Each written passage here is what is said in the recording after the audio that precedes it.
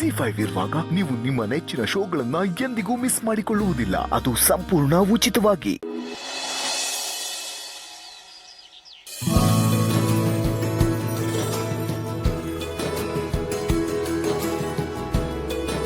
ಅಮ್ಮ, ಮಗುಗೆ ಹಾಲು ಕುಡಿಸಿದಾಗಿದ್ರೆ ನಾನು ಕರ್ಕೊಂಡು ಹೋಗ್ತೀನಿ.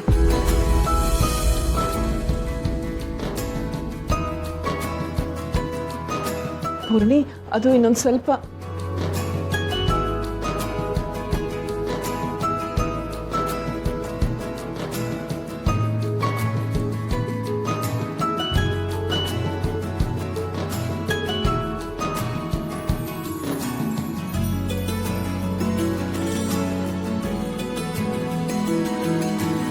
ಮಾಧವರೇ, ನೀವು ಯಾವಾಗ ಬಂದ್ರಿ?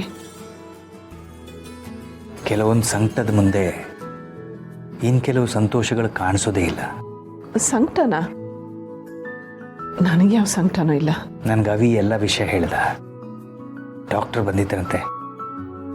ಓದಿರೋರಾಗಿ, ತಿಳುವಳಿಕೆ ಇರೋರಾಗಿ ನಾವು ಇಂಥ ವಿಷಯನೆಲ್ಲ ಡಾಕ್ಟರ್ ಹತ್ರ ಹೇಳಿಸ್ಕೋಬೇಕಾಗಿರ್ಲಿಲ್ಲ.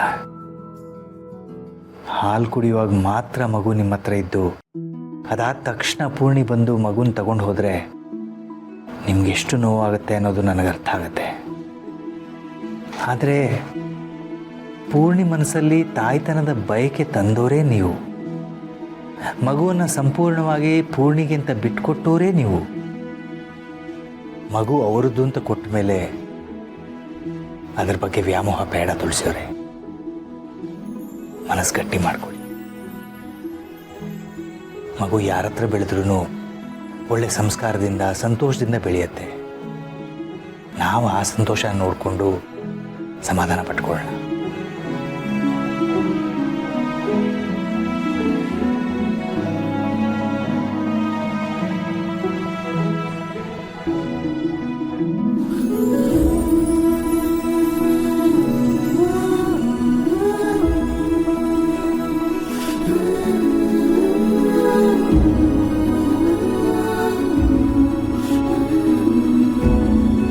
ನಿಜ ಮಾಧವರೇ,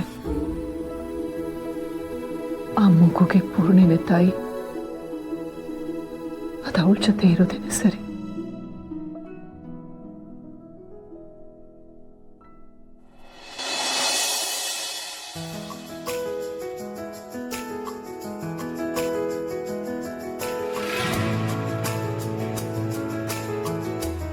ಸಮರ್, ಏನ್ ಧ್ಯಾನ ಮಾಡ್ತಿದ್ಯಾ?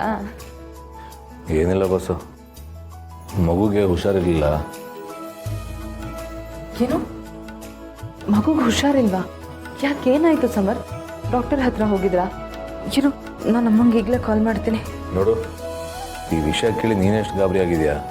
ತಾತಂಗೂ ಸಂಜಿಂಗೂ ವಿಷಯ ಹೇಳಿದ್ರೆ ನೀನೆಷ್ಟು ಗಾಬರಿ ಆಗ್ಬೇಡ. ಅದಕ್ಕೆ ಅವ್ರಿಗೆ ಈ ವಿಷಯನ ಹೇಳಕ್ಕೆ ಹೋಗಿಲ್ಲ.